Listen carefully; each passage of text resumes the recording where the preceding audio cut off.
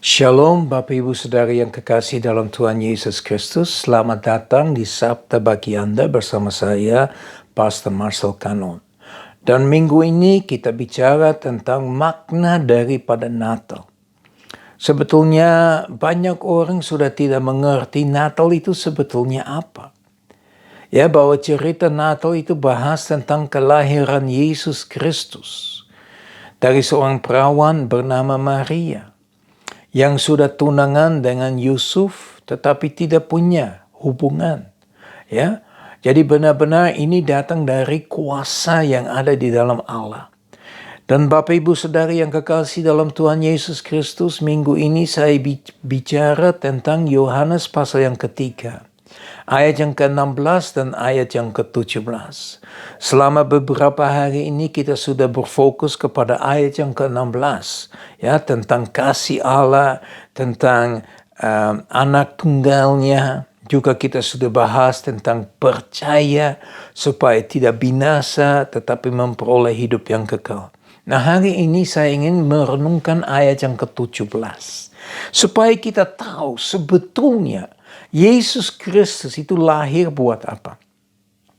Dan itu jelas sekali ditulis dalam ayat yang ke-17. Dikatakan begini, sebab Allah mengutus anaknya ke dalam dunia bukan untuk menghakimi dunia, melainkan untuk menyelamatkannya oleh Dia. Nah, Bapak Ibu Saudara yang kekasih dalam Tuhan Yesus Kristus, dengan jelas sekali ditulis kenapa Yesus Kristus datang ke bumi ini. Dia tidak datang untuk menghakimi. Dengar, pada saat dia datang pertama kali 2000 tahun yang lalu, dia datang untuk membawa keselamatan, untuk membawa damai sejahtera, ya, untuk membawa keselamatan yang kita memperoleh melalui kehidupannya, di mana dia 33 tahun kemudian mati di kayu salib, ya, dan dengan darah dan daging dia membayar harga yang sangat amat mahal supaya Anda dan saya tidak binasa, tetapi supaya benar-benar kita memperoleh hidup yang kekal. Jadi sekali lagi, Yesus tidak datang dahulu sebagai hakim. Dia datang sebagai juru selamat untuk menyelamatkan kita, untuk membebaskan kita, untuk melepaskan kita dari semua belenggu-belenggu dosa yang begitu mudah mengikuti kita, yang begitu mudah membuat kita jatuh. Ya, nah Bapak Ibu Saudara yang kekasih dalam Tuhan Yesus Kristus, kalau firman Tuhan sudah berkata bahwa Yesus pada saat itu bukan datang untuk menghakimi, melainkan untuk membawa keselamatan. Karena ingat, dalam Yohanes 14 ayat 6 dikatakan begini, Yesus berkata, "Akulah jalan, kebenaran dan hidup. Tidak ada seorang pun yang datang kepada Bapa kecuali melalui aku." Jadi sekali lagi kita dapat memperoleh keselamatan di dalam kepercayaan kita kepada Yesus Kristus. Ya, kita menerima Dia sebagai Tuhan, sebagai pemimpin, sebagai yang memimpin seluruh aspek kehidupan kita. Yang kedua, Dia datang sebagai juru selamat untuk membawa kita kepada keselamatan, kebebasan, ya, terlepas dari semua ikatan-ikatan, terlepas dari semua dosa, dari semua belenggu, dari semua tantangan, terlepas dari semua itu.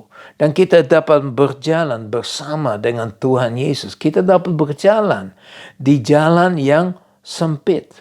Ya, ini yang sesuatu yang sangat amat penting untuk kita semua.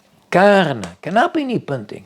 Karena nanti, yaitu kapan saya tidak tahu. Tapi dari tanda-tanda yang dicantumkan dalam firman Tuhan, waktunya sangat amat dekat.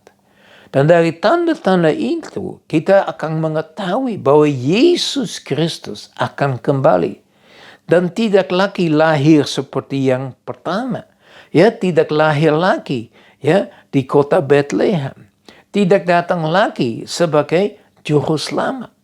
Tetapi untuk kedua kalinya, Yesus Kristus datang sebagai hakim.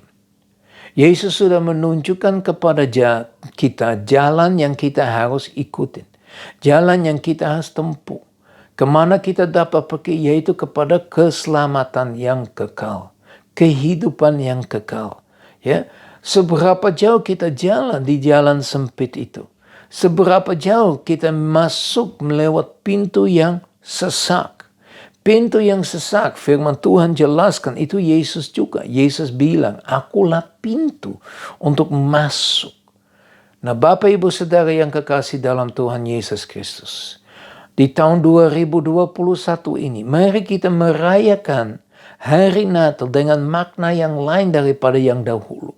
Kita benar-benar mengerti ya, bahwa kasih Allah begitu besar sehingga dia mengutus Yesus mati di kayu salib untuk kita. Ya, bukan dia memberikan hukum ya untuk dia, tidak. Dia memberikan hukum kepada kita untuk kita berbalik dari jalan jahat, untuk kita masuk dalam jalan yang benar. Biar tahun ini benar-benar kita kembali kepada jalan yang benar. Kita berfokus kepada Tuhan. Kita mengikuti Tuhan. Kita mengizinkan Tuhan untuk menjadi Tuhan atas seluruh aspek kehidupan kita. Makanya Matius 6:33 berkata, carilah dahulu kerajaan dan kebenaran. Seberapa jauh kita benar-benar cari kerajaan dan kebenaran. Dengan kata lain, seberapa jauh kita benar-benar cari Tuhan Yesus.